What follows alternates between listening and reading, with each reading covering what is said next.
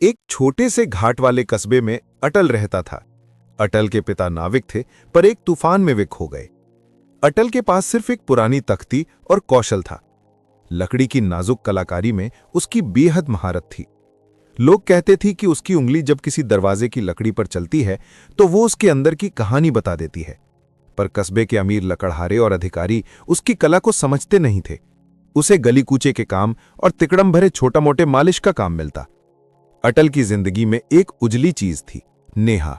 नेहा नदी किनारे झोंपड़ा लगाकर मिट्टी के दीप बनाती थी। अटल अक्सर छिपकर उसे देखता और सोचता, काश मैं इतना बहादुर होता कि उसे बुलाकर उसकी हंसी का कारण बन पाता। एक दिन पड़ोसी राज्य के गवर्नर ने घोषणा की, उनके नगर के विशाल किला का सबसे ऊंचा गुंबद अचानक रात भर में बंद हो गया है। गुंबद के मुख्य दरवाजे पर कोई ताला नहीं था, पर भीतर से आवाजें आती थीं और किसी को अंदर जाना मना था। जहां तक हो सके लोगों ने इसे अंधविश्वास कहा, पर गवर्नर ने पुरस्कृत किया। जो भी मकबूल तरीका ढूंढकर दरवाजा खोलेगा और अंदर की खुशी लौटाएगा, उसे आदर और बड़ा इनाम दिया जाएगा। ये सुनकर कस्बे के लालची लोग और कारीगर उछल पड़े। अटल के साथ काम करने वाला बड़ा लकड़हारा नट्टू बोला, ये तो आसान है, लकड़ी का मामला है। पर अटल के दिल में कुछ और तड़प रही थी। उसने सोचा, यह मामला कुछ ऐसा है जो सिर्फ हाथ और समझ दोनों मांगता है। नट्टू और उसके साथियों ने बड़े ढोल नगाड़ों के साथ किले पहुंचाकर हर औजार आजमाया, पर गुंबद ठहरा वहीं, न बदलने वाला रहस्य। जब नट्टू शोर मचा रहा था और दंगे बांट रहा था, अटल चुपके से गुंबद की बाहर की लकड़ी को निहार रहा था। उसकी नजर वहां के एक पैनल पर अटकी। किसी ने वहां एक सूक्ष्म दरार में हाथ से बना एक छोटा सा चित्र उकेरा था। पेंट की परत के नीचे एक अजीब सी रेखा थी जो बाकी पैनलों से बिल्कुल अलग थी। अटल ने महसूस किया कि यह कोई आकस्मिक निशान नहीं, ये एक संकेत है, शायद किसी पुराने कारीगर का गुप्त सुराग। पर उसने इसे खोला और सामने आता हुआ कोई भी नहीं दिखा, बस हवा में एक ठंडी खनक। नट्टू ने सबके सामने उसे नीचा दिखाया, थप्पड़ भी लगाया और कह दिया, किसी को इधर आने की हिम्मत है तो दिखाए। और अटल को वापस धकेल दिया गया। रात भर अटल को नींद नहीं आई। अपमान और भीतर की आवाज, तुम्हें अपने हाथ की कद्र खुद करनी होगी, उसे बेचैन कर रही थी। भोर से पहले वो अपने छोटे छोटे औजार और एक छोटी रजाई लेकर निकल गया। बिना किसी पैसे के, बिना किसी बतौर सहारे के वो अपनी किस्मत की तरफ निकला। रास्ते में उसे एक अजीब सी खबर मिली। पास के कारोबार वाले कस्बे में, जहां न्याय के लिए एक महिला न्यायाधीश शीलजा शासन करती थी, वहां के राजा का सिक्का गायब हो गया था। और लोग कह रहे थे कि सिक्का गायब होने के साथ ही शहर के कुछ घरों की दीवारें अचानक बोलने लगी थी, यानी दीवारों पर लिखे हुए संकेत खुद ब खुद दिखाई देने लगे थे। शीलजा के दरबार में लोग बहस कर रहे थे कि चोरी अंदरूनी ही है, पर अटल के पास कुछ नजर और चौरसा बुद्धि थी। उसे सिपाहियों ने पकड़कर शीलजा के समक्ष खड़ा किया। तुम कौन हो? तुम्हारे पास ये औजार क्यों है? शीलजा की आवाज कठोर थी। अटल ने डरते हुए अपनी कहानी बताई, पर किसी ने भरोसा नहीं किया। शीलजा ने कहा, ठहरो, हम तुम्हें कसौटी पर खड़ा कर देंगे।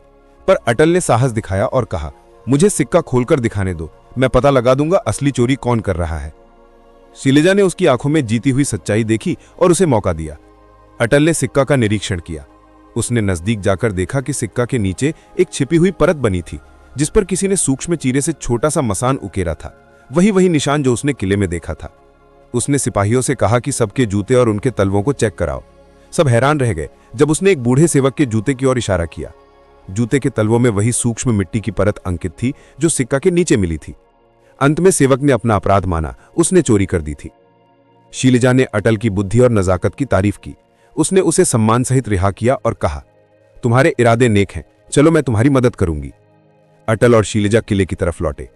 इस बार जब अटल ने उस चिन्हित पैनल की तरफ देखा, उसने अपनी छुरी से हल्की खरोंच करके देखा।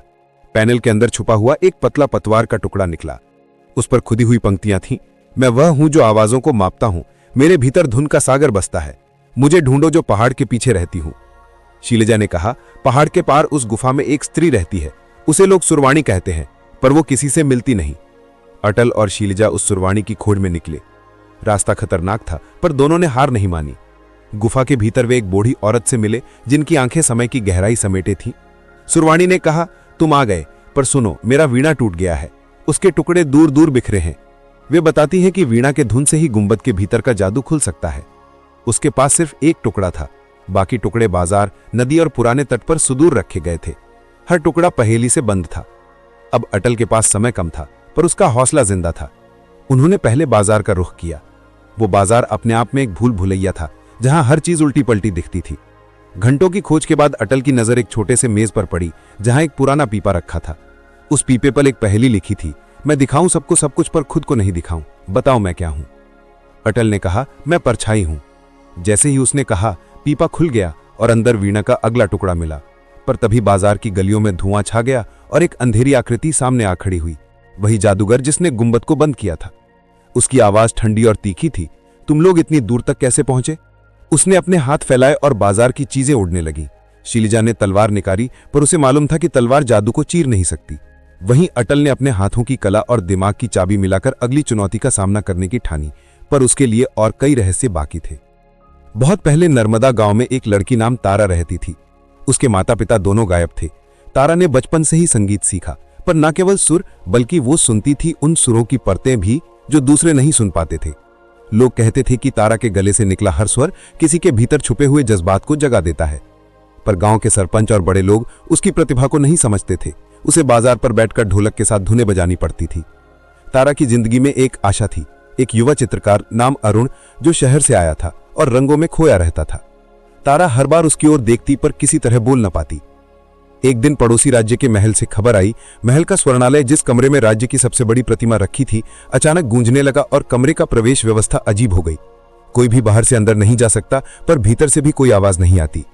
राजा ने घोषणा की कि जो भी इस कमरे की चुप्पी तोड़कर सत्य का सुर निकालेगा उसे राज्य का प्रमुख संगीतकार बनाया जाएगा और बड़े इनामों का वादा हुआ। ये सुनकर न जाने कितने संगीतकार और जादूगर महल पहुंचे, पर कोई कामयाब नहीं हुआ।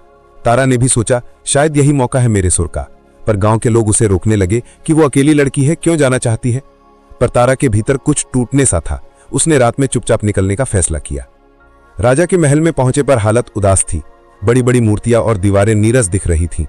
कई विद्वानों ने मंत्र पढ़े, म्यूजिशियंस ने धुन बजाई, पर सब बेकार। जब आयोजक तारा के बारे में हंसे तो वो चुपचाप महल के मुख्य द्वार की पुरानी लकड़ी को छूने लगी। उसकी उंगलियां जैसे लकड़ी की गहराइयों में उतर गईं और उसने देखा कि दरवाजे की दूसरी पत्ती पर ड्राइंग में एक सुर का चिन्ह थोड़ा टेढ़ा बना हुआ है, एक ऐसा सुर जो बाकी सुरों से अलग था। उसने धीरे से सुर को गुनगुनाया। एक सूक्ष्म कंपन ने जवाब दिया और लकड़ी का एक टुकड़ा खुल गया। अंदर एक शीशे जैसा छोटा वायल रखा था। उस वायल पर खुदा हुआ संदेश था, मैं वह हूं जो सुनती नहीं फिर भी सब कुछ समझा देती हूं, मेरी आत्मा हवाओं में है। तारा ने महसूस किया कि यह कोई साधारण चीज नहीं, यह सुर किसी माजुगात आद्य का हिस्सा था। तभी महल के मुख्य हॉल में शोर मचा। कोई आदमी बोला, ये लड़की कैसे हिम्मत करती है, और लोग ताने कसे। पर राजा की एक वृद्ध सलाहकार ने कहा, छोड़ो, इसे मौका दो, और तारा को आजमाने की इजाजत मिल गई। तारा ने महल के कलाकारों और विद्वानों के साथ मिलकर वायल का निरीक्षण किया, लेकिन वायल सिर्फ संकेत था। उसमें लिखा था कि वाद्य स्वरलता टूटकर टुकड़ों में बिखर गई है और हर टुकड़ा दूर दूर रखा गया है। उसे जोड़ने के लिए सुरों को ढूंढना होगा और हर सुर पर एक पहेली रखी है। तारा ने ठान लिया वो स्वरलता को जोड़कर महल की चुप्पी मिटाएगी, पर उसे समझ आ गया कि यह काम अकेले मुश्किल होगा। तभी महल की रसोइया मीरा, जो खुद बूढ़ी और समझदार थी, उसने कहा, मैं तुम्हारे साथ चलूंगी, और राजा ने कुछ सैनिक दिए। पहला सुर खोजने के लिए वे बाजार गए, पर यह बाजार कोई साधारण बाजार नहीं था। यह था कारखाना बाजार, जिसमें हर दुकान में आवाजें उलझी हुई थीं, गूंजे, प्रतिध्वनियां और परछाइयां। घंटों की घूमने के बाद तारा की नजर एक औरत, और हर सुर की अपनी शर्त थी, कभी पहेली, कभी परीक्षा, तो कभी हिम्मत की कसौटी। तारा और मीरा ने अगले स्थानों की खोज शुरू की। एक ऊंचे पहाड़ की गुफा, वहां के अंधेरे को तोड़ने के लिए तारा ने अपनी आवाज से एक सर्वव्यापी नोट गाया। नोट ने एक पत्थर की परत हिला दी और तीसरा टुकड़ा मिला। फिर एक भूल भुलैया नदी के पुल पर उन्हें चौथा टुकड़ा मिला, पर हर बार वही काला आदमी उनके पीछे पीछे आता। उसकी हर चाल के बावजूद तारा का धैर्य और मीरा का अनुभव उसे आगे बढ़ाते रहे। उन्हें मालूम पड़ा कि अंतिम टुकड़ा महल की सबसे ऊंची मीनार में छुपा है, पर मीनार तक पहुंचने के लिए उन्हें महल के पुराने रागिनियों को समझना होगा और अपने भीतर के डर पर काबू पाना होगा। दोनों ने मिलकर सुर मिलाए, पहेलियों को सुलझाया और आखिरकार स्वरलता को जोड़ने के लिए तैयार हो गए। पर अंतिम भिड़ंत अभी बाकी थी। वो काला आदमी जिसने स्वरलता की शेष आत्मा को निगलना चाहा था, महल के हॉल में आखिरी जादू करने वाला था। तारा का दिल तेज धड़क रहा था। उसने अपनी पूरी आत्मा से वो सुर निकाला जो सोई हुई चीजों को जगा देता है, और जैसे ही सुर हवा में गूंजा, अंधेरा फट गया, काले आदमी की परछाई खोई और महल की प्रतिमा की आंखें फिर से चमक उठी। लोगों ने गूंजती खुशी सुनी और तारा को राजा ने अपना मुख्य संगीतकार बना दिया। पर सबसे बड़ा इनाम वो था, अरुण की तरफ से एक सच्ची मुस्कान और मीरा का गर्व भरा आशीर्वाद, जो तारा के लिए दुनिया की सबसे बड़ी जीत थी।